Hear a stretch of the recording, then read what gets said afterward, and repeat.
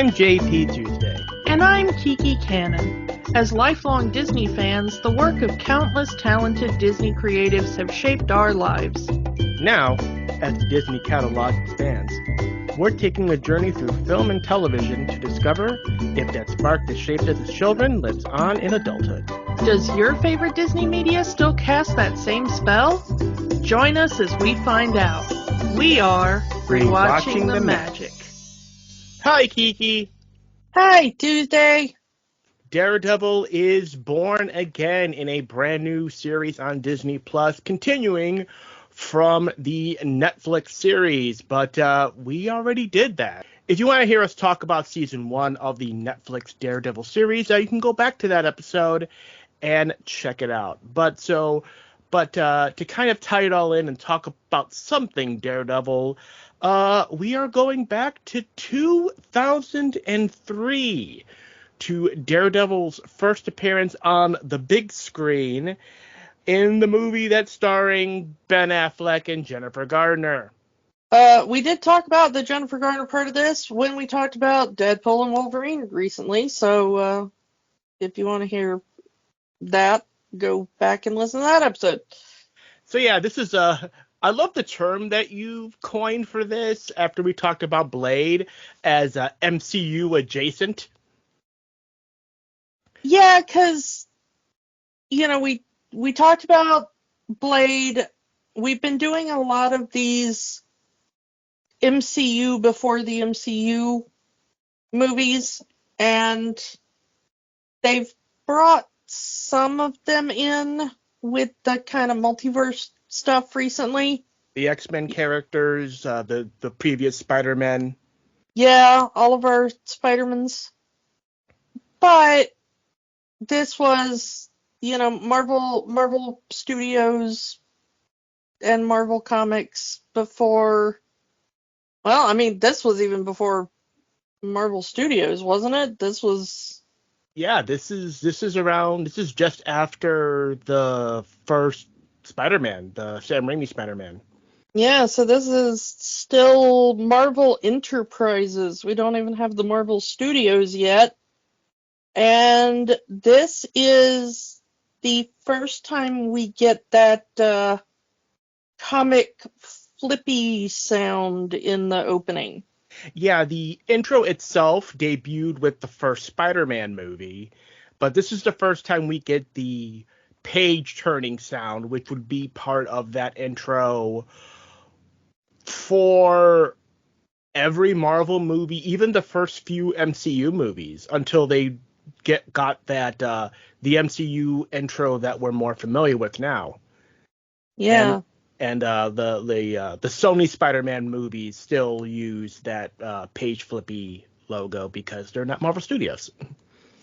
Yeah, but this is okay. I'm not entirely sure how factual this is, but supposedly the reason they added the page flippy sound for the Daredevil one was because they wanted to add the audio effect because Matt Murdock is blind. So they wanted to add it as part of like this is how Matt Murdock would experience this. It's not the look of the pages turning, it's the sound of the pages turning. And that goes into the opening credits, which are written in Braille. Braille, which I do appreciate, but Braille in a visual medium. Yeah, and I didn't look up to see how accurate the Braille, transliteration is for each of the names that they're doing it, but as they do the skyscrapers, if you don't remember how they do the opening credits, it's that, the lights on the skyscrapers at night kind of form the dot formations of the Braille, and that's the various names and credit placement. and I don't know how accurate that is. I intended to check, and then I forgot about it, and I apologize. Because we do occasionally have some listeners I know who are visually impaired, and I was going to mention that. But the thing is that it is not in there for the visually impaired audience. It's in there for the fully sighted audience, which I don't know, like, it seems more of a joke than representation, you know? I can see that. Yeah. Yeah, okay. But, and I don't know, you know, I mean, I have vision problems, but not to the point where I am part of the blind community, you know. I mean, we both have good friends who are blind, Mm-hmm. but that does not make us part of the blind community by anything more than, you know, just adjacency and allyship. So neither of us would dare to speak for how they would feel about it. I think from what I've read, the TV series does it better. I think it got more kudos, I think, for its attempt, at least, of having sighted actors play blind characters and showing the world how characters with low vision or no vision would live their lives. Mm. This movie just kind of, you know, you want to talk about paying lip service to it. I think this movie really does that. A lot of that goes to the person that wrote and directed this movie, Mark Steven Johnson, who, you know, was a big Daredevil comic fan and wanted so much, you know, he was such a fan, he took deliberate inspiration from panels for specific scenes in the movie. You know, the scene of Daredevil holding on to the cross on the top of the church, the scene where Electric gets stabbed, you know, all of that taken directly from the comic. Which, as a fan, I appreciate that. But also, by his own admittance, he wanted to put everything into this movie, and I think that also hurt it. Because he wanted, let's put the Kingpin storyline in here. Let's put the Bullseye storyline in here. Let's put the Electra story in here. Let's put this cameo in here. Let's put that Easter egg in here. Where's Stick? Oh, we don't have time for Stick. Stick, go over there, Stick. Yeah. Stick is sir not appearing in this movie. I'm going to take that rat as Splinter, though. Yeah. That rat is definitely Splinter, yes. The MCU these days gets such a bad rap for putting in Easter eggs and callbacks and, you know, oh, look, there's Straczynski and Thor, and oh, look, there's, you know, whatever. Holy crap. I had forgotten because okay, spoilers for the end of the episode. This movie sucks. This movie sucks so bad that every single word out of their mouths is an Easter egg for something. And it is relentless. It is so bad that even as a Marvel fan, I'm like, you guys need to shut up. Like, we obviously have our Stan Lee cameo right at the beginning there with the young man as being a blind kid. But like, I texted you, right? I was watching the court scene, and the mobster is literally named Joe Quesada. He is named Jose Quesada. Yes, he is. The fact that they made Jose Quesada a guy on a stand on trial for sex crimes, I kind of laughed at because I had forgotten about that.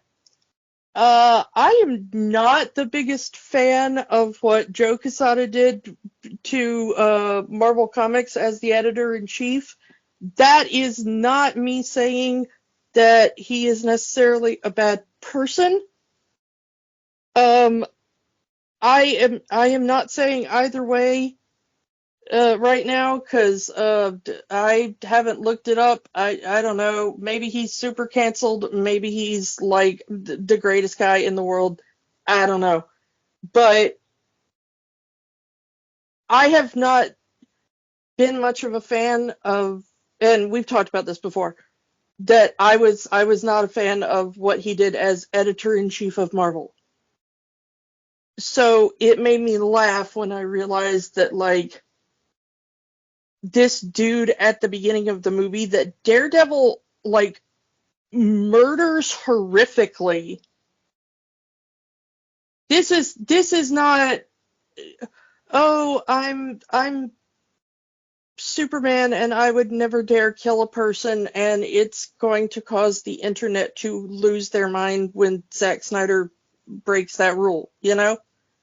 Like, no, like Daredevil is like, ooh, I am going to murder you with a train in the first 5 minutes of my movie, you know? But I'm gonna go to confessional afterwards, so I'll be But I'm prepared. going So to it's go all to good. confession after, yeah. Yeah, so I laughed really hard at that because I was like, that soothed my soul a little bit, you know? I mean, I can get the reference. While a lot of the Daredevil story that both this movie and the MCU slash Netflix Daredevil are based on is Frank Miller's interpretation of Daredevil, there are some story beats in both that are Quesada's, so I can see, okay, we're going to put a character named Quesada as a wink and a nod. I get that. But it's not just Casada. If the only one you got was Casada, you missed like 90% of the references. Because literally every character in there that is not a direct pull from the pages of the comic is named after someone who worked on the comic. And that's either a name they say out of their mouths or a name that is written in the background. One of Matt and Foggy's clients is literally named Mr. Lee. They never say Stan, but they say Mr. Lee. That is true. One of the bigger ones was that the guy, of course, that Matt's dad is fighting on the night he is killed is John Romita. Not like acting in the movie, of course, but if you look on the marquee outside when they're going in and out of the ring, you can see that the champ's name is John Romita. Of course, cameoing in the movie, not only Stan Lee, but Frank Miller and Kevin Smith. Mm-hmm. And I know that you said that like so much of it is taken from Frank Miller's version of Daredevil. And it is, but a lot of it is taken from a run that Kevin Smith had just finished. Because Kevin Smith had just finished a run of Daredevil, I believe, right before they did it. And he also wrote a Daredevil run afterwards as well. So I think they pulled a couple of like, let's put that panel in here shots from Kevin Smith's run too, and pulled a few lines from it. And Kevin Smith's character is named Kirby. Yeah, that's right. So there's your Jack Kirby. And yeah, no, but literally I am forgetting so many of them right now. But when I was watching them, if you look and you cannot immediately pick it up as like, okay, that's Foggy Nelson. He's from the comic book. Oh, there's Karen Page. She's also from the comic book. Oh, Elektra's from the comic book. Every other name that they either say out loud or that you see written on a sign in the background or something like that is an artist or a writer or an editor at Marvel Comics at the time, or at some point in the past, up to the point that the movie was made is my point there. I mean, it adds to Johnson being a fan that he wanted all of these people that shaped these characters to be represented in the movie in some capacity. So I can appreciate that. I mean, it is nice in the, I want all these people to get a shout out, but at the time that you're watching it, it also does seem a little bit like, okay, yeah, dude, you do win at Daredevil trivia, all right? Okay, you win the $50 gift card to next week's pub trivia night. Like, I don't know. But to come back to my original point was that he has admitted, say that one of the big failures of the movie was that he basically wanted to do a trilogy of movies in one movie. There was so much so that this movie was like originally 2.5 hours long. There is a director's cut of this movie. I tried to find it. I could not, because I wanted to watch the director's cut for this podcast. I could not find it. Yeah, that was our original plan, is we were going to do a podcast about the director's cut of this. It was going to be one of our R-rated episodes. And we could not find a legal or, reasonably available copy for us to watch. It is just not. It's not available for streaming. And you would have to find the original DVD that this was on, and it's not really mass produced anymore.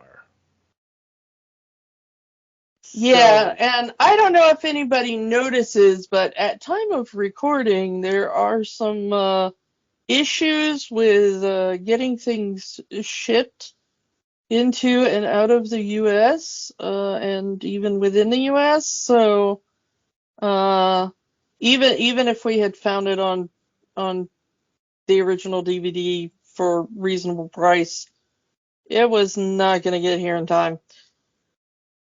Yeah, I mean there was a subplot in the director's cut involving a character played by Coolio, and it was supposed to be a more R-rated cut. I've heard people say that it is a better movie. I've heard other people say it's simply the same movie but longer. I mean, it's hard for me to see how it could be a worse movie.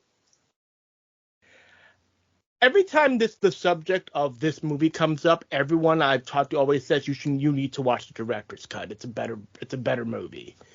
But Fox, since this is a Fox film, and thus Disney now owns this movie, Fox was saying, hey, this needs to be under 2 hours.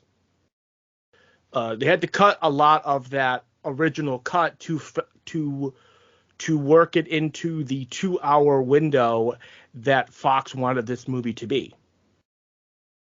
Can we just take a moment to remember when Marvel was insisting that Marvel movies be under 2 hours? Yeah. I can't remember the last time that happened.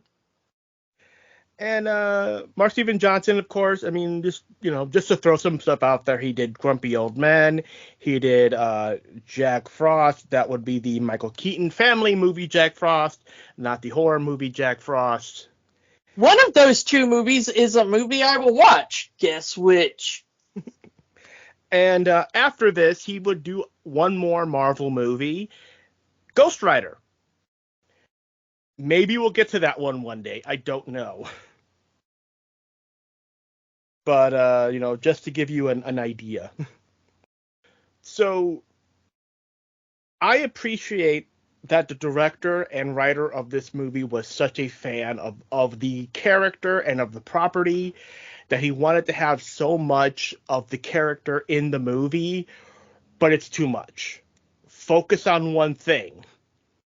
It's like the later Batman movies where it's like we need to have more villains. One villain isn't enough for this movie. And, it kind of started with Batman Returns because you had Penguin and Catwoman. And then now you have Two-Face and the Riddler. And then you have Poison Ivy and Mr. Freeze. And we're introducing Batgirl. So it's like, if Johnson had gone down one path, picked one of these three storylines and focused the movie on that one storyline, would this have been a better movie? I don't know. It probably would have been more coherent. Here's my big problem with the Daredevil movie. Ben Affleck plays Daredevil. Yeah. And the biggest problem with that is that apparently Ben Affleck was one of their main choices. He wasn't their first choice. Because I do remember when they were casting this movie, and he was not the first name in the, blank has been cast as Daredevil. I know that Matt Damon was offered it before Ben Affleck because of the two, Matt Damon was the bigger star at the time. I mean, it's not like he's not a nerd because he's done. I mean, he's buddies with Kevin Smith, and Kevin Smith is a huge nerd. Well, that's kind of what won him the role, because remember when I said Kevin Smith had done a Daredevil comic before this movie came out? He admitted at one point that he had based the kind of look and part of how Matt acts in that on Ben Affleck. And Ben Affleck, who really was also a fan of Daredevil, like, he really did want to play Daredevil, wrote the foreword for that. And I appreciate that too. There's always those I actors. said earlier that he wrote the one for one Kevin Smith wrote after, but it was the one he wrote before. That's right. I said that wrong. Hooray! So I wanted to make sure that I did correct that. But so I think it was the Kevin Smith thing that really got Ben Affleck the role. But, like, there is a universe out there where Vin Diesel was there, because I remember that as well, and he's listed as one of the people that was, like, in the lineup. I'll take Affleck over Diesel. No offense to Vin Diesel, but, you know. Yeah, I mean, I will take Ben Affleck over Vin Diesel, but here's the thing. I don't think we talked about this the last time we talked about Ben Affleck, which I think the only time we've talked about Ben Affleck before was Armageddon. And I don't think I really kind of said it there, but to me, Ben Affleck is really only entertaining when he is saying words that are written by Kevin Smith directly. I do not mind him if he is in a Kevin Smith movie playing a character that Kevin Smith has himself written. Jersey Girl may be the exception to that. But, you know, it may be true that he is the bomb in Phantoms, yo, but I have never seen Phantoms, yo, so I cannot speak to that. I will take Jay's word for it. But Ben Affleck mostly bores me in any movie he's in. And then they had him play Batman. And then they keep having him play superheroes, and I do not understand that urge. Because I look at him and I'm like, this dude looks like a wet towel. Like, you know, that like sad Ben Affleck standing on the porch with the cigarette meme? That is what he has always looked like to me.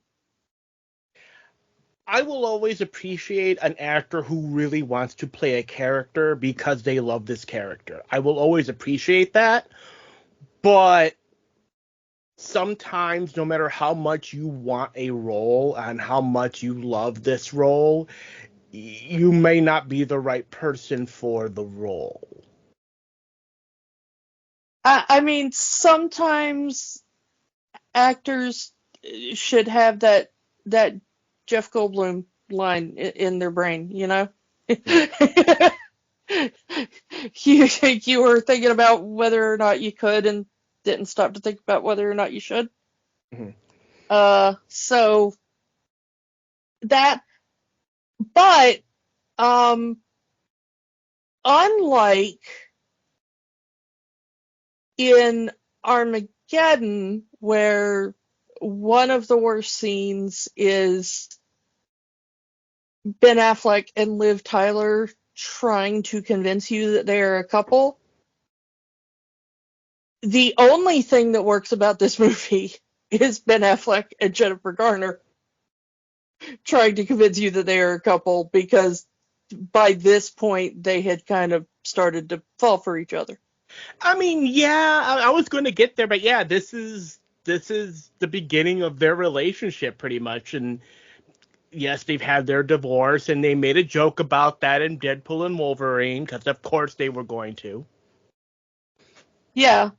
But, you know, and Jennifer Garner, I like her in stuff in general.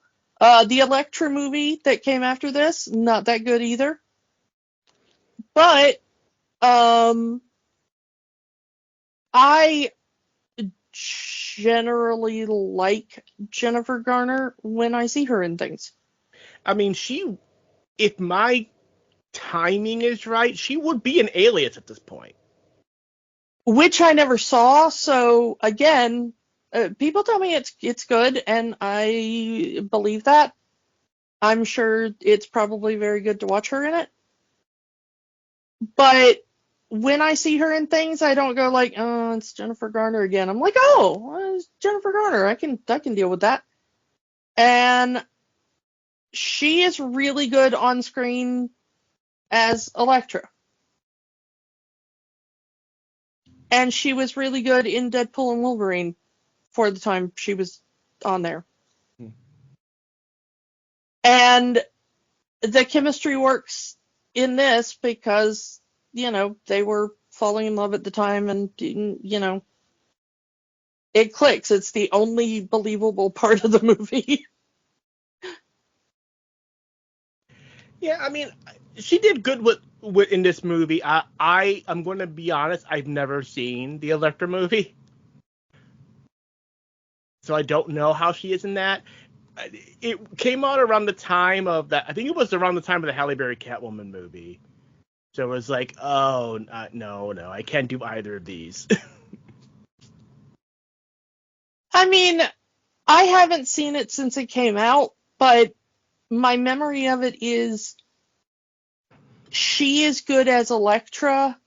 The movie itself is not good. Like, the plot is not good and stuff, but much like this movie, you're like, oh, I wish Elektra would do more things. Can we get her back on screen?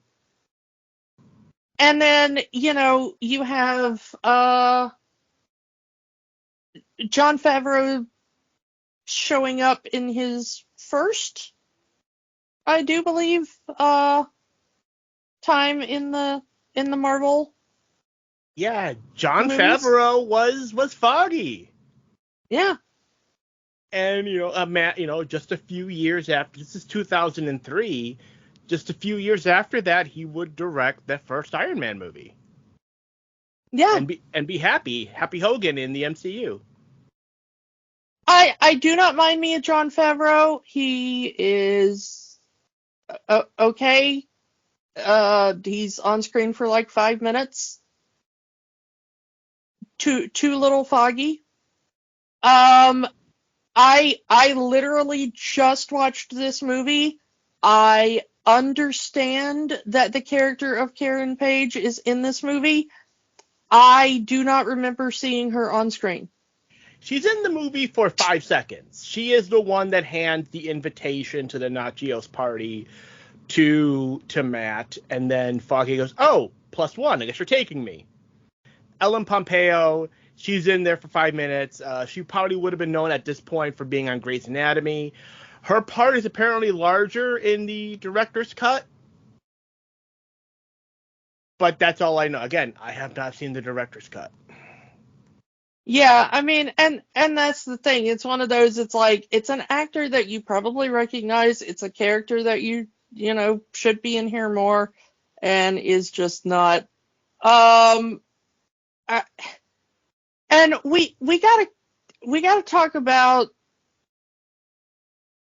Kingpin versus Kingpin here, because we've already talked about, the Netflix version of the Kingpin. Well, he's just the MCU Kingpin now because he's been around for a bit in the other shows. So. Well, yeah, I mean, but we've talked about of course he shows up in the Netflix Daredevil, and again in Hawkeye, again in Echo, and he's gonna be back in Daredevil Born Again. Oh yeah, Vincent D'Onofrio, he's great. There's something about Michael Clarke Duncan's performance as Kingpin in this movie. All right, I want to get this one out of the way right now. If this movie came out today and it was announced that Michael Clarke Duncan or any black man was going to be playing Kingpin, the chuds would get into it. They would have, oh, you can't have a Kingpin be black and blah, blah, blah, blah, blah. And like 20 years ago, no one cared. I mean, of course, Michael Clark Duncan has since passed, and we miss him desperately. But,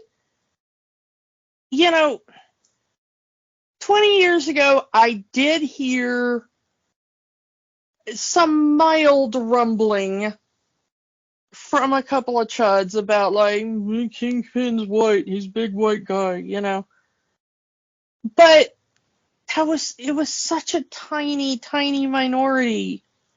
It would not be like it is today. And he plays it so well. He plays this mob boss so well.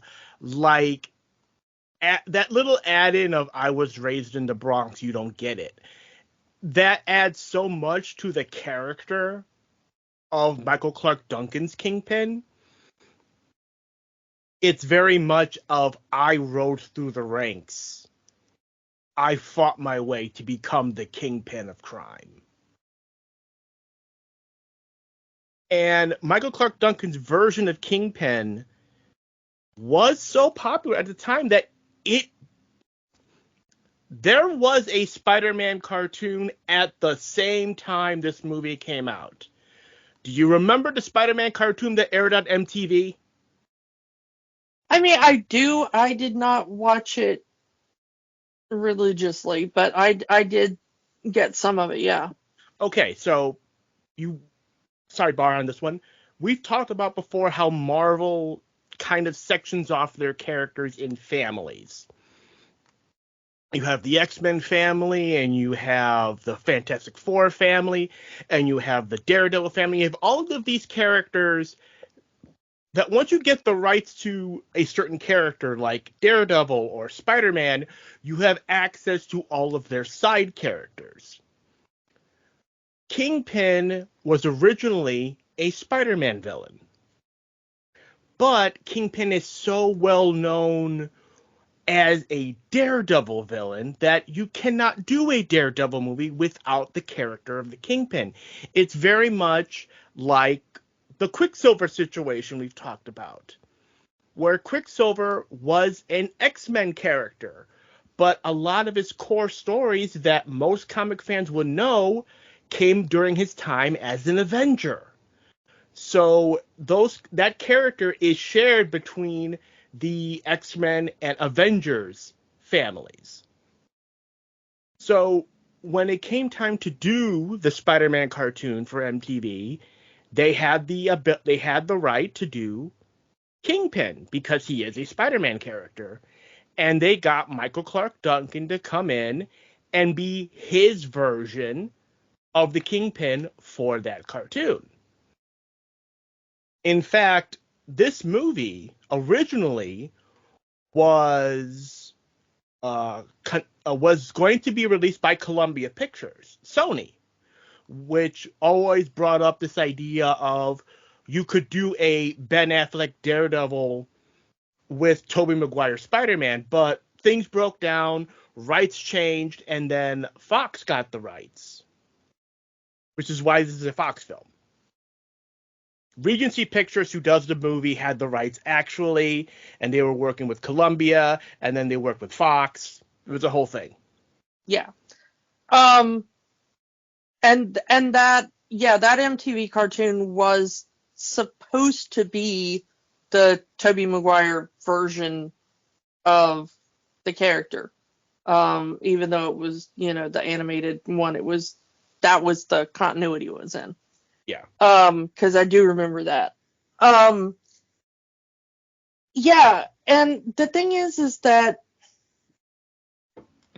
what's hilarious is that, Michael Clark Duncan was never a small guy. And he was maybe at his largest for Kingpin. And I remember the biggest complaint being not that it was like a race swapped character, but that Kingpin seemed too muscular.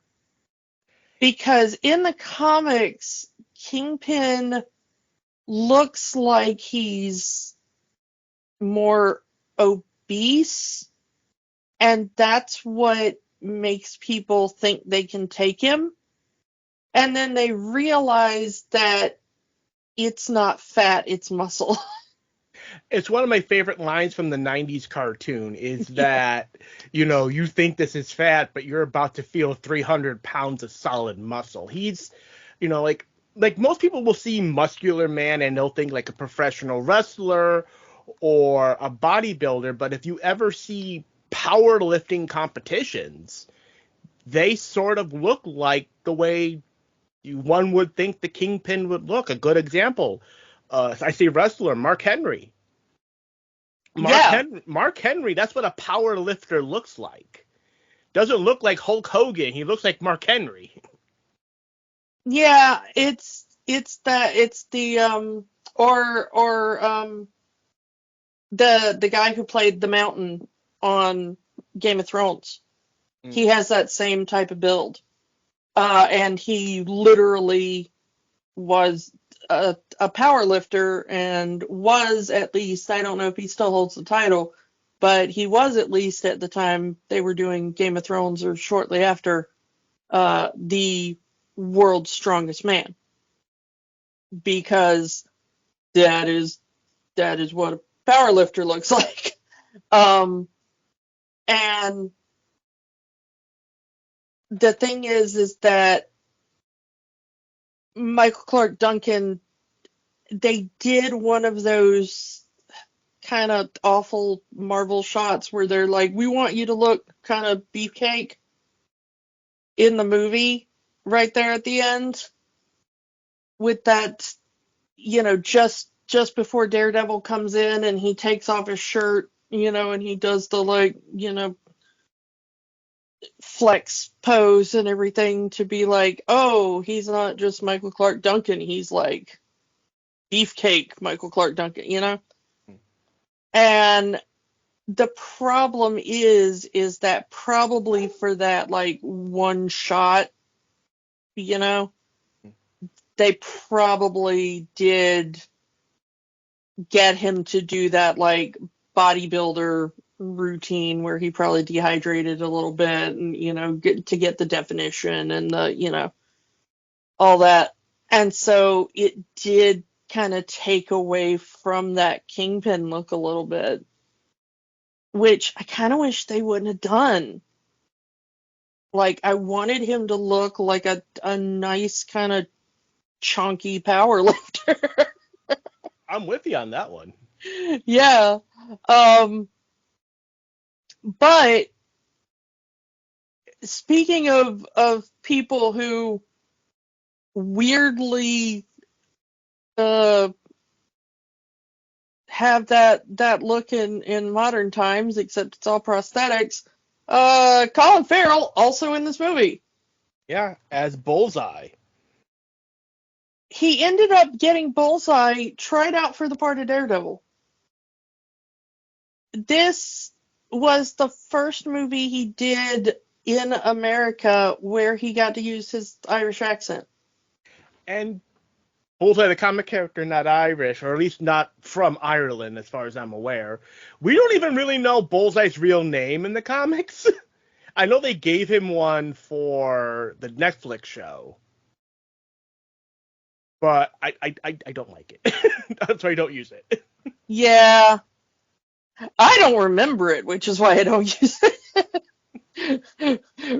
We've had this conversation before. This is why comic book characters have comic book names. Bullseye, that's a name I can remember. The thing is, though, is that Colin Farrell is just one of those actors where you can't help but be drawn to him on screen. Yeah, it's just this whole... He is proper scene-chewing villain in this movie, and I love it. Yeah, and I had seen him in other stuff, of course, by then. It was probably Minority Report. Weirdly, I had heard he was in a BBC show called Bally Kiss Angel, which I had heard a lot about and not gotten to see much of. And then he had just done Minority Report right before he did Daredevil. So it was not he was not like super well known in America, but it was really funny because I pay so much attention to like British television that he was in Minority Report, and then when he got cast as Daredevil, I was like, who is that guy? And they were like, it's in the Spielberg film, and then he was in this like really bizarrely named BBC show. I was like, oh yeah, I've heard of that one, and I had seen like one or two episodes, but it wasn't really my kind of show. So he's really compelling on screen, even though I don't really like this version of Bullseye. I'm not really sure I like any version of Bullseye. I don't know if it's a character that can really translate from page to film. Like, they do their best to try to make it, he never misses. He's always, like for me, Bullseye always worked better with Hawkeye because neither man misses. Yeah, that's a better thing. I don't know. I'm not sure that Bullseye ever has been very compelling in any form to me. And I think the only reason he's in this movie is because he's the one that kills Elektra.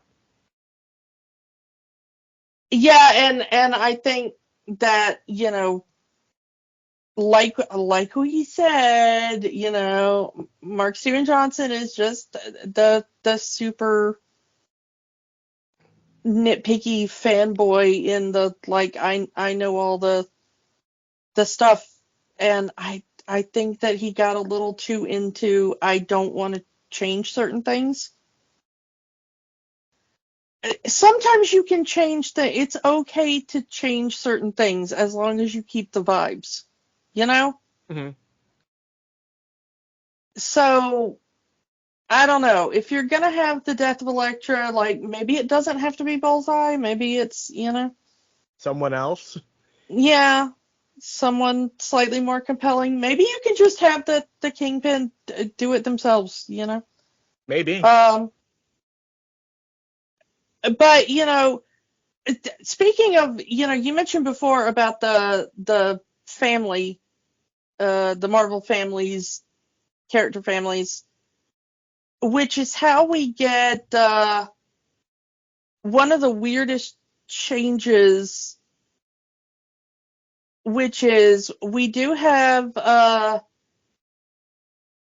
Urich in here, played by Joey Pants. Joe Pantoliano, Joey Pants. Yeah, and it's fine. He's a fine Ben, not as fleshed out, of course, as we get in the Netflix series, because you can't do too much with him over the course of this movie without just kind of derailing the whole movie. If there was a sequel, they could have done something, but that never happened. But, Well, they do kind of set it up that way. But one of the funniest things about it is that he has to work for the New York Post. Yeah, in the comics, he works for the Daily Bugle. He works for JJ.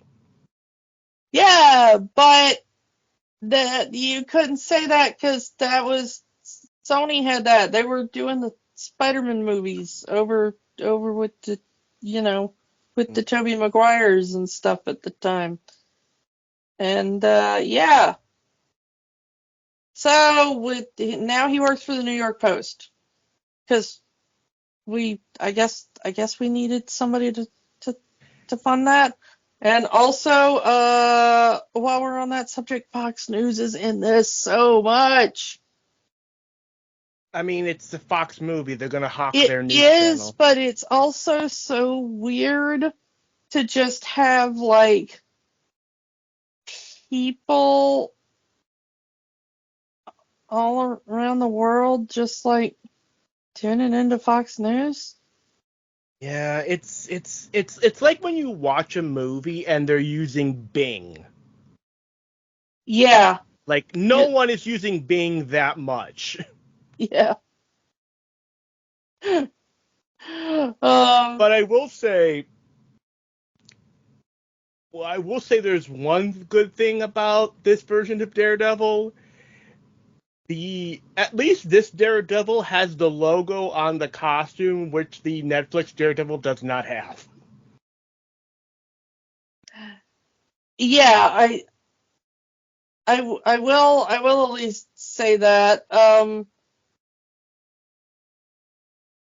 We don't have to go through an entire season of, like, I'm wearing my gym clothes and, like, a scarf on my head. Yeah, we skip all of that. We go straight to the red costume. I don't care if it's leather, but again, at least it's red. Yeah. Not like the other Fox movie that was coming out with black leather. I Oh, mean, oh speaking God! of Now I Black think Leather, about it, we could have had a Daredevil X-Men crossover movie. yeah. Speaking of Black Leather, though, they did give Elektra black leather in this movie, which a lot of people got really mad about this. Yeah, so much so that they did give her the red for her movie. Yeah, but the problem is that it was needed to keep Jennifer Garner safe. She has talked about why they did the costume the way they did, and it was because they tried it with the traditional Elektra costume, and they could not figure out how to do that costume and get her on wires for the wire work for the fight scenes. And she was being injured by the wires even with the black leather costume that they gave her. I mean, even in a Netflix show, Elektra doesn't wear the traditional comic costume. Probably for the same reasons. Yeah, I mean, I can almost guarantee it's for the same reasons. I They probably could do it now a lot easier than they could do it in 2003 because they could do what they did, not on a TV budget probably. I mean, maybe, but it would be a little bit harder to do on a TV budget. Uh, Maybe now that it's with Disney instead of Netflix, they could do it, but the only way I could think of that maybe they could do it now is to do what they did with Kate Blanchett as Hela and just make, like, the entire costume CGI. Yeah, they do that with like Spider-Man and even with Iron Man. Like they're wearing a mocap suit and they just paint the costume on there. Yeah, it's a little harder to do with the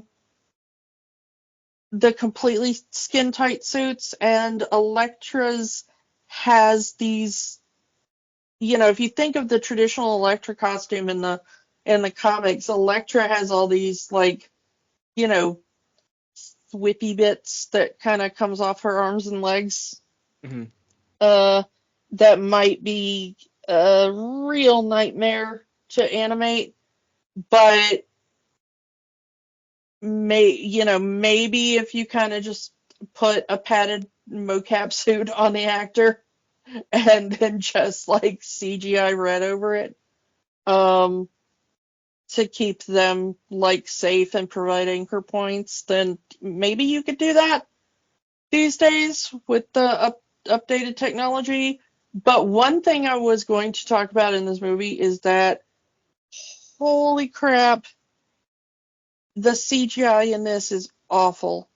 I was going to say that. This is 2003 CG. Like, what some of the stunt work that Daredevil is using, it does switch him to a CGI man, and that CGI does not age well. Also, the Echo Vision being completely in CG. The Echo Vision that they do holds up. It holds up better than the character models, but like the way that they do the skyline of New York sucks, because this is not Gotham City. We're not in like Tim Burton's Gotham. You know? We're not even in like, Zack Snyder's Gotham or Christopher Nolan's Gotham here, you know? This is New York City. Everybody knows what the New York City skyline looks like. Even when you get slightly out of that typical Manhattan from the river view, and you get down into like the Hell's Kitchen kind of more, gritty view that they want for this.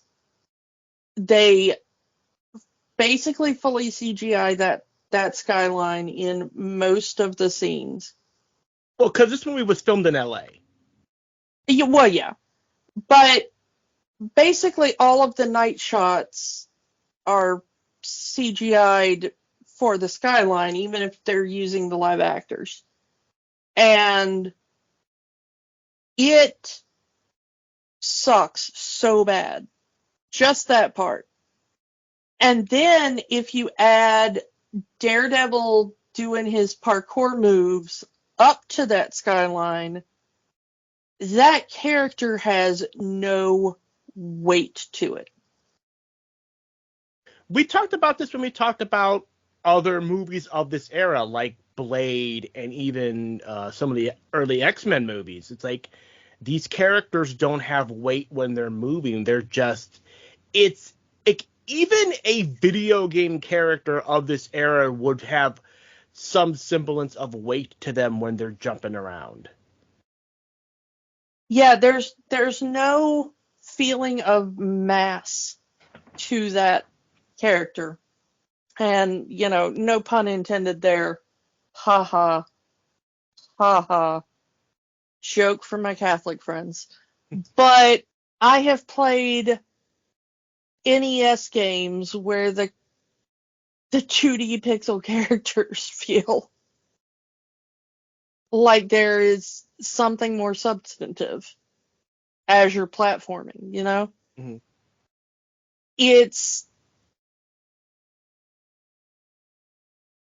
It takes away all of the drama in the scene when, like, okay, yeah, that it's a superhero and so he won't fall and anything, but at the end of the movie he makes Bullseye fall, and that character also has no weight to him until you switch the view to Joey Pants watching him fall, like, because then it switches away from the CGI into a practical effect. And so it's just like you're watching air, and then you switch camera, and it's like, oh, now I can kind of feel like, hope that's not a hostage, it's like, Yeah. Now we feel like there's something to that. But the thing is it's not just, oh, it's CGI in 2003, because go back and look at, like, Jurassic Park in 97. Or not even 97. Jeez, Jurassic Park was 93, wasn't it? Yeah. That's like a full 10 years before, and some of those CGI dinosaurs, like, they get hurled around. And I'm not talking about the animatronics, I'm talking about the full CGI shots. And those things feel like they have mass to it, you know? A T-Rex picks up a velociraptor and hurls it into a wall, and you're like, you feel like that thing's going to thud into a wall. But there are shots in here where it's like Daredevil and Bullseye are fighting, and you're watching these two CGI characters, and you're like, one of them thuds into a wall, and you're like, there's nothing. Like, you hear a sound, but it doesn't register to your brain that there's impact or motion, or, you know? Mm-hmm. I don't know. It's a bizarre feeling after so many years of decent CGI, you know? Yeah. Maybe not perfect, but something that your brain can at least latch onto as believable. Again, like I said with the Braille, I also appreciate showing Matt's morning routine, you know, because they always said, you know, they studied with various blind groups to accurately portray how a blind person would walk around their home, how they would get ready in the morning, the folding of the dollar bills. I appreciate that. But this is also Matt Murdock, Daredevil, who wouldn't need to do any of that because of his heightened senses. Which, like, you know, to compare to the Netflix show, he doesn't do any of that because he doesn't need to. And even this movie doesn't even know if they want to go in that direction or not. Like, does he see or doesn't he see? Like, I appreciate the gray cataracts contacts they have Ben Affleck wear, and the makeup of the scarring around his eyes where he got splashed by the ooze. I appreciate all that. But, like, he can also do the fight scenes. He can also, you know, he has that little chat with Electric. See, that guy just ran a red light. Okay, can he see or can't he see? Yeah, it is really bizarre, because I know that he's trying to impress Elektra. And I will say, the one scene in the movie, and we're not really talking about the plot of this movie, because this movie has no plot.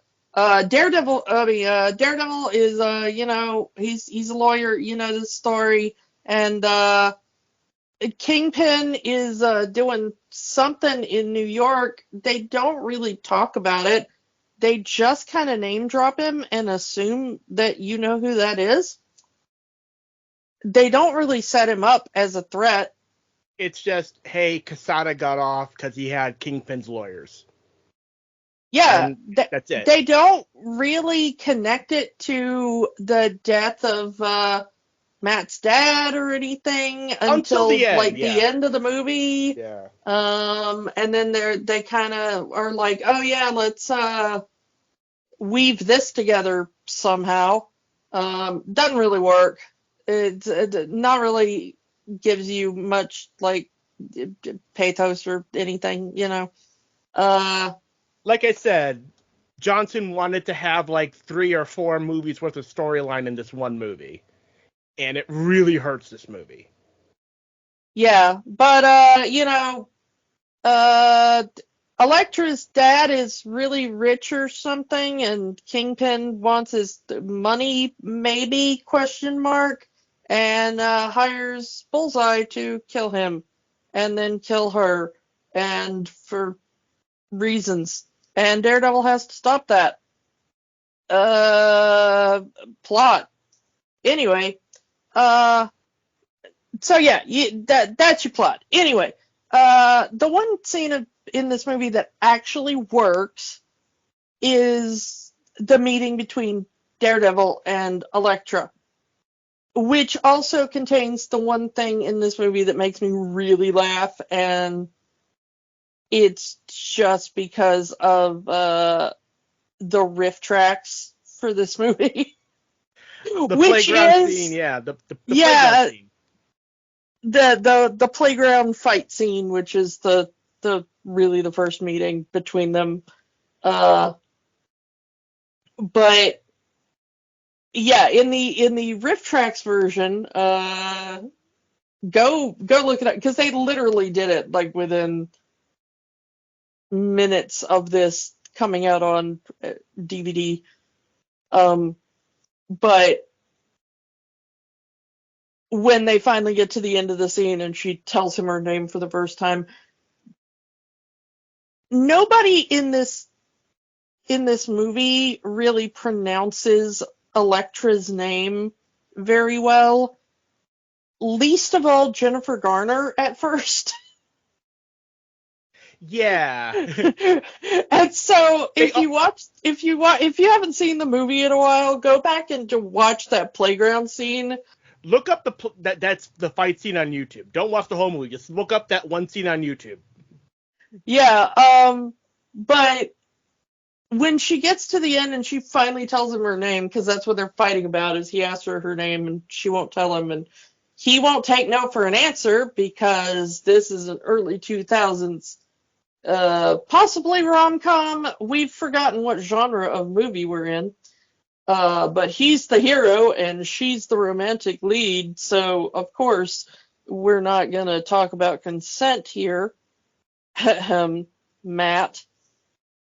But yeah, so they fight about it, and she wins the fight, but he has impressed her, and she finally tells him her name. And the way she says it, it comes out as Electric Nachos, which is the only way I can hear her name now. And they do point that out in the riff tracks version. When we did our Deadpool and Wolverine episode, you did also refer to her as Electric Nachos. Yeah, because for, like, how old is this movie now? Like 18 years old or something? Oh, 20 years old? 20 years old, yeah. Yeah. And for however old this movie is, that is all I can hear. Because as I was sitting in the theater, I was like, I know this character's name is Elektra, but is her last name actually Nachos? Like the, cheese on chips. They cannot decide how to pronounce that name. Is it Nachios? Is it Nachos? Is it, they have like 3 different pronunciations of that name. I think it is supposed to be, because it's Greek, so I think it is supposed to be Nachios, but and Foggy actually is like, are you inviting me for Mexican food? At some point. So, like, apparently he hears it as Electric Nachos, which I still say, like, that needs to be a taco truck, Put it outside of Comic-Con. Yeah. Little chibi versions of, like, Daredevil and Elektra, On a teeter-totter. Yeah, on a teeter-totter. But beyond that joke, though, like, let's just talk about that fight scene, because that is the hallway fight scene of this movie. Yeah. As far as it is the one fight scene that absolutely nails it. It is the best thing in this movie. It is the only time where you're like, yeah, that's Daredevil, that's Elektra, you have nailed these characters. I like what I'm seeing. So, there's a very, very interesting thing, and I forgot to talk about this when we talked about Deadpool and Wolverine. And I want to talk about this now. Jennifer Gardner, when she does these action movies, it's starting with this movie, has had one stunt woman. Her name is Shauna Duggins. And she is the exact same height as Jennifer Gardner, the exact same build as Jennifer Gardner, and has done stunt work for Jennifer Gardner in the original, in this Daredevil movie, and Deadpool and Wolverine. So 20 plus years apart, they got back together, the same stunt woman, to do the stunts for Elektra in Deadpool and Wolverine. That, I think, is awesome. Love it. I believe she is also the not Elektra doppelganger that we see at the end of the movie that's coming into the restaurant. Yeah, she is. So she looks like Jennifer Gardner. Like she looks like she's like Jennifer Gardner's cousin or something. So like Yeah, if you go to like to her Instagram, she has pictures of them filming the original Daredevil and then filming Daredevil and Wolverine 20 years apart, and I think that's awesome. Yeah, it is really cool when you can find a good working relationship like that. And I'm always glad when the stunt team can get their shout out like that. But this is the best choreographed fight scene. It also makes me laugh a little bit because apparently this one took 4 days to film. I think this was the most complex thing in the entire movie to film. It looks like it. But the other thing that makes me the thing that really makes me laugh about this is that apparently Jennifer Garner, who is no slouch when she trains for this sort of thing, she did one of her high kicks at one point, and I'm not exactly sure which one of them mistimed it, but the thing is you said about the contacts that Ben Affleck had to wear, those things really did make him blind a lot of times. So anytime that you can actually see those contacts on screen, Ben Affleck can't actually see. And there were a couple of times when he had the sunglasses off. And so there were a few times during that fight scene when he was legitimately not able to see, which made the stunts a little more dangerous for him. And I think it was during one of those times, if what I remember watching some of the behind the scenes footage is correct.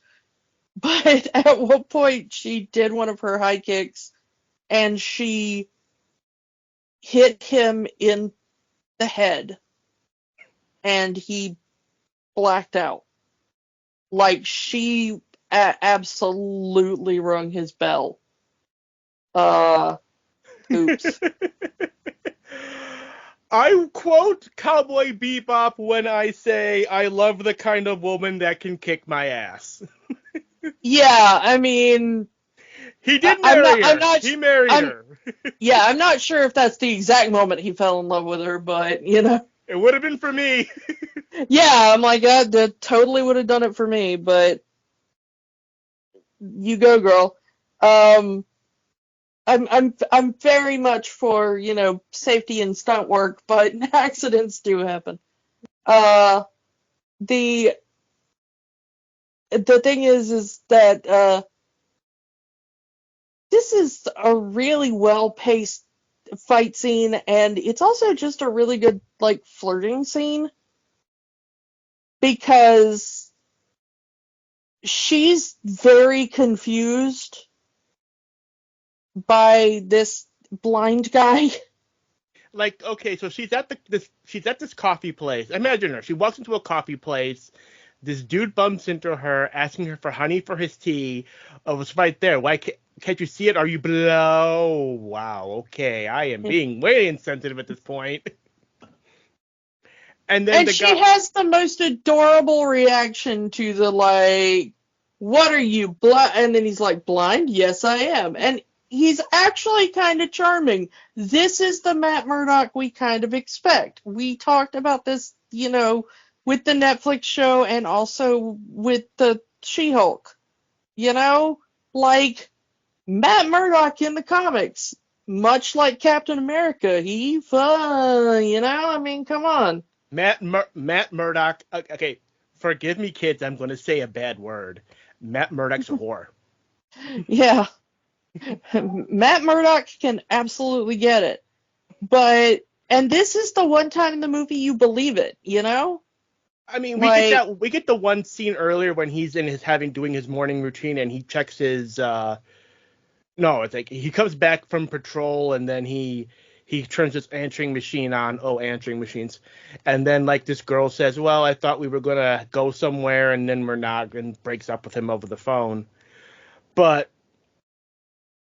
it's like... Yeah, but that's the movie telling you that he has one-night stands, rather than, like, you see that Matt Murdock's got game, Like, this makes you believe that Ben Affleck can get Jennifer Gardner. And he did. But, I mean, even beyond the, yes, I understand that Ben Affleck is an objectively attractive man by most societal standards. But there's that, and then there's, like, having the Riz, like... Matt Murdock does have, yes. Yeah, and you believe, like in the Netflix show, like, there's points where you believe Charlie Cox's version of Matt Murdock can be an unassuming guy just kind of walking down a street. And then there's also the point where you can believe that he can be like, Matt Murdock's going to walk into a room and steal any woman in the room. Like, he has that ability to kind of switch between the two. Like, do I want to be the unassuming guy in the corner, or do I want to be the dude, with some game tonight? And Ben Affleck does not always have that ability, I feel, like, in his parts. But there is that, the way they play the coffee shop scene, they have Favreau do that thing, which he kind of does as Happy in Iron Man as well, where you see him play the wingman for his, boss / friend. Where he's like, oh yeah, the girl's hot or whatever. Because he does it for, Happy does it for Tony when he picks up the Vanity Fair check right at the beginning of Iron Man. And he tells Tony, like, she's pretty hot. And Tony can't see the girl until he turns around.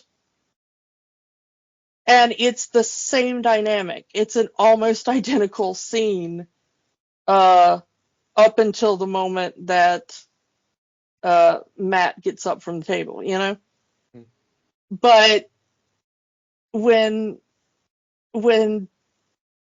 Ben Affleck's Matt Murdock goes over there and does the like, oh, can I have some honey? And oh, what am I blind? Yes, I am. Did like, and she's like, oh, that was actually very, don't I feel, whatever. And then he's like, oh, can I get your name? And she doesn't want to tell him. And it seems really bizarre Like, until we find out later when Foggy finds out the name, and then he realizes like, oh, her dad is that like billionaire dude. yeah, she doesn't want a dude that likes her for her money.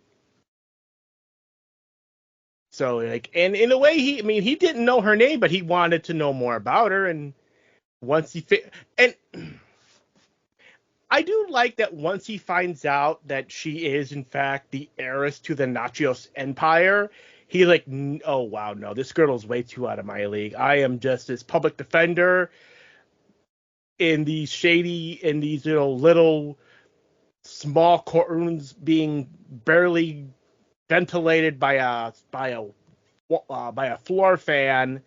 What am I doing going out with the heiress to a billionaire? Yeah, I do like the way they play the running gag of the client came in and paid us in fluke.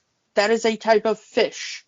I did not know that until the client walked in with fish. I can't pay my rent with fish, Matt, That's just Jon Favreau. That's Jon Favreau being Jon Favreau. It's the same, like you said, it's very similar to how he performs as Happy in the MCU.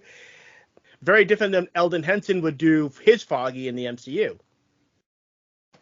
Yeah, but I do like that sense of, you're talking about, Matt going like, I can't date the daughter of a billionaire. My bank account is fish, like. We need clients that have money, Matt. She has money. Yeah.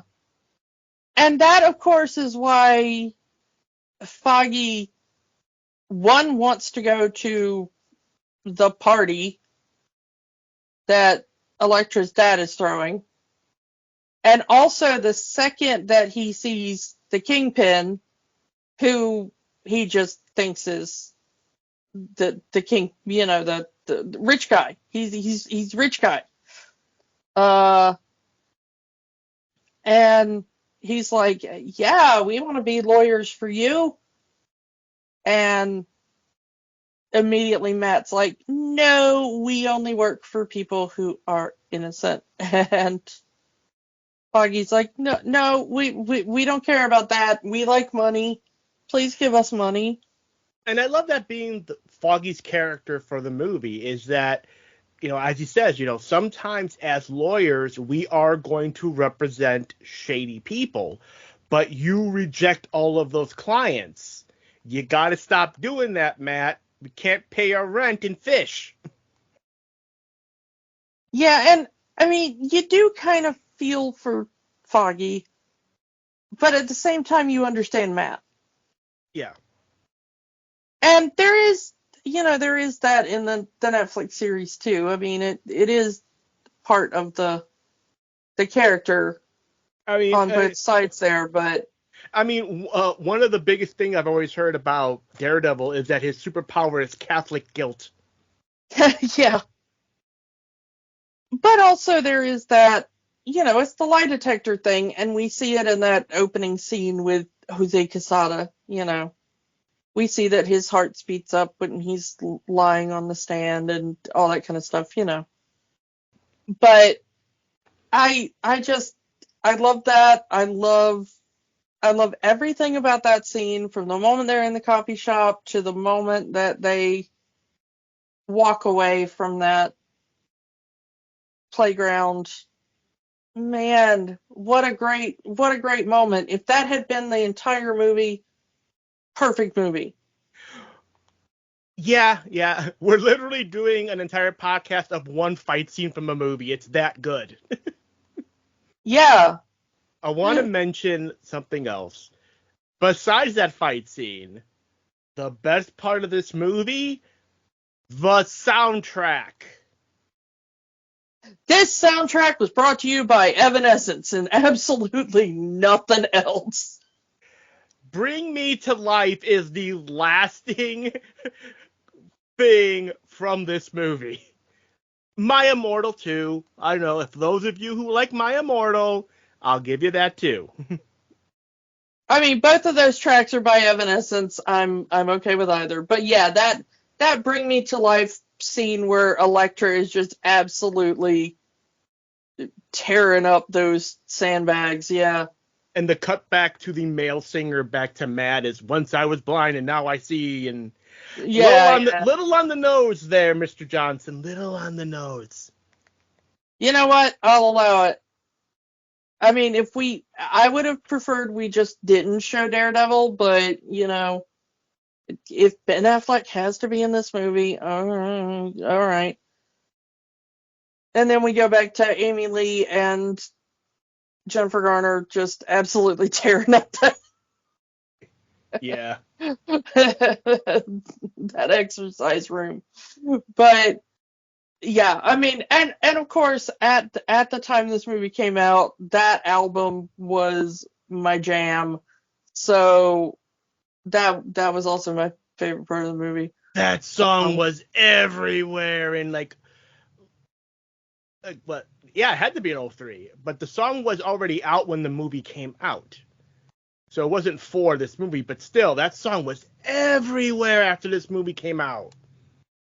You couldn't get away from it. Yeah. That's what I say. The lasting impact of this movie is Evanescence's Bring Me to Life. I also like the part where we get the introduction to Bullseye, because, like I said, Bullseye, not really a great character. Colin Farrell, interesting actor. So, when you switch over and you just got him in a pub and there's some annoying English people making fun of him. Damn Irish. What did you say? Yeah, and Bullseye's like, ooh, watch my magic trick with this paperclip, and then he just straight up murders the dude with a paperclip. Why is the bar owner dressed like Steve from Blue's Clues? I mean, why wouldn't you be dressed like Steve from Blue's Clues? That I haven't seen this movie in a while, and I watch him, and he's wearing the green stripe shirt. He might. I mean, technically, Steve from Blue's Clues wears a rugby shirt, and they were maybe playing rugby earlier that day. I don't know. Maybe. If you never knew that is the secret to a good Halloween costume for Steve from Blue's Clues. There you go. That kind of gives you the setup, and then the real punchline is him getting the call from Kingpin being like, hey, want a job? And then just getting on a normal flight, because that's kind of the thing that Marvel does better than DC and always has. It's just the kind of everydayness of the human moments. Yeah, of the heroes and villains, where it's like, well, yeah, okay, I've got a superpowered assassin, but how am I going to get him from his home in Ireland to my home in New York? It's like, well, of course, he's just going to fly commercial next to the world's most annoying old lady who will not shut up. This has And to then be he cathartic. kills her. Yeah. This scene has to be cathartic for like anyone who's ever sat next to a yappy person on an airplane, especially a long airplane flight. Yeah. So he's And then there, just flicking he that peanut kills right. her. Yeah. He kills her with the nuts, and then he asks the stewardess for more nuts, please. I just love how Colin Farrell plays that. Like he's clearly listening to his music. He's hearing this, but she's talking so loudly he can't hear his music over her talking, and like he's fidgeting with the bag and he's darting his eyes, looking at, okay, I have to hit it. I have to hit this peanut exactly at the right angle on that tray. So hit her right, and I got to do it right at the moment where I know her mouth is going to be open. It's almost like you can kind of see him calculating the trajectory through his eyes, and that is great acting from Colin here. Yeah, I do like that kind of joke. And then the movie kind of plods on more. Apparently, he was supposed to wear the comic costume where he says, "I want a bloody costume." But apparently, like Quesada had to talk down both Colin Farrell and the director from giving him his comic accurate costume. At least that is the story that Colin Farrell says. So instead, he's got a, not a tattoo, but it does look like at one point he took a knife or something and gouged the bullseye into his own forehead or something. Very Victor Zsasz in that regard. Yeah. But I do like the long leather coat and whatever, I mean, it looks good on Colin Farrell is all I'm saying. Mm-hmm. The thing though is that by the end of this, they kind of just decide that Matt Murdock has the same weakness as the Venom symbiote. Sound. And this was before that movie ever came out. Yeah, it's if you've seen, like, goodness, they do that in like 2 different Venom movies, don't they? Yep. Where they use the church bells as the... I mean, that's kind of the whole thing. The Spider-Man's whole thing is he bangs the church bells to get the suit off him. So, yeah. So I want there to be... Has anybody done an edit on YouTube where it's like a fight between Spider-Man and Daredevil? Or Spider-Man's like banging the church bells, and Daredevil's like, ah, Well, I mean, they set the whole movie up that he literally is hearing everything. So it's like all of it is it's echolocation, like a bat. I'll get back to the bat thing in a minute. Can we not? Yeah, I'm gonna have to, but in a minute. But they play this whole echolocation thing for the whole movie. He has to hear it. Like I said, I smell the rain. I hear the clouds in the distance, and so a lot of his vision, quote quote, is based off sound. That's why he misses catching the baton before it hits Electric's father. This is how he gets distracted trying to get Quesada, because the sound from the train, the subway train. Yeah, the sound of the subway train is disorienting him. That is the downfall of having super heightened senses thanks to toxic waste, is that you have super heightened senses thanks to toxic waste. To the point where he sleeps in a noise dampening tub. Look, I didn't say I didn't understand it. I'm just saying there are other ways around it, Yeah, I mean, they to the point where they don't do that for the Netflix show. I'm saying he probably wouldn't have needed the noise dampening tub if we had Stick in this movie to train him. Yeah, I mean, he talks about, there, if I remember correctly, there is a point in the Netflix show where he talks about the fact that, like, he gets headaches and stuff around too loud a noise and all that kind of stuff, but, like, that's, to me, more realistic of a sensory overload than the way they portray it here. Mm. It's one thing to say that Venom as an alien entity that is different from us has a different reaction. Because you can be like, well, he has different ways of perceiving, different sensory organs or what,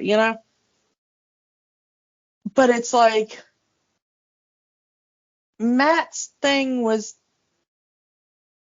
always supposed to be that trope of like, well, if you lose one sense, you have to rely on your other senses better. And then they were like, well, okay, that was bad science. So now we're like, well, that chemical kind of boosted his other senses a little bit, But I don't know. I like the way they do it in the Netflix series a little bit better,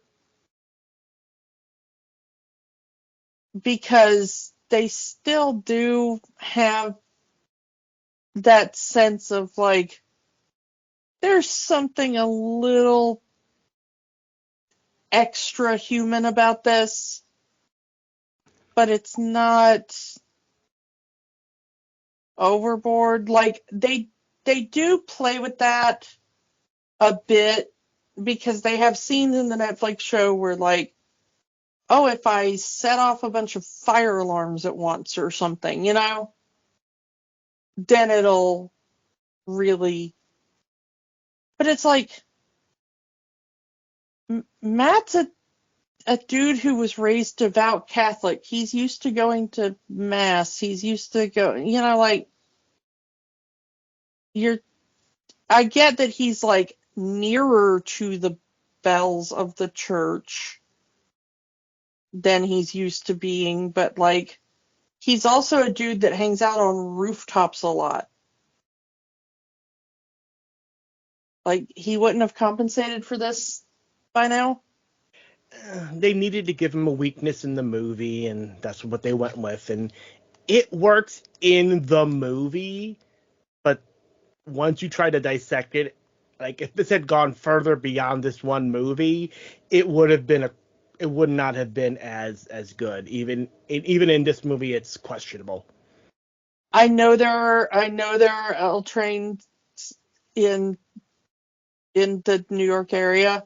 Like, I know most of them are subway trains, but like, I know some of them come above ground. You're telling me every time Matt passes one, he's completely incapacitated? Come on. I don't know. And I'll come back to the other bat motif here. Batman! The ending is very Batman, because we have our costume hero going back to the scene of the parent's death on top of a marquee, and he drops a rose right where the costume hero's parent died.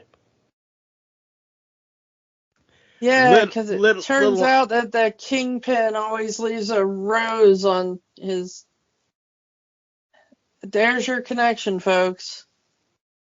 Yeah, because young Matt found a rose, smelled a rose, and felt it on his father, and the rose came from the Kingpin. But so that's our thing. It feels like we needed a reason for him to hate the Kingpin and go kill him after he had killed Bullseye. No, that yes, but it's just that it could have just been something as simple as he is a crime boss. I am a lawyer and also a superhero. I must stop him. But also, I feel like Mark Steven Johnson really wanted the Batman ending and had to find a way to justify the superhero putting a rose where their parents died. Yeah, I mean, Because, but the thing is it's also that kind of, if memory serves, that started with Frank Miller, because if I remember correctly, that was Frank Miller's addition to how Batman did that in the comics. Like that was a Dark Knight thing, you know? Mhm. And so you're doing that with the kind of Frank Miller feel, which is kind of weird to me, you know? Mhm. But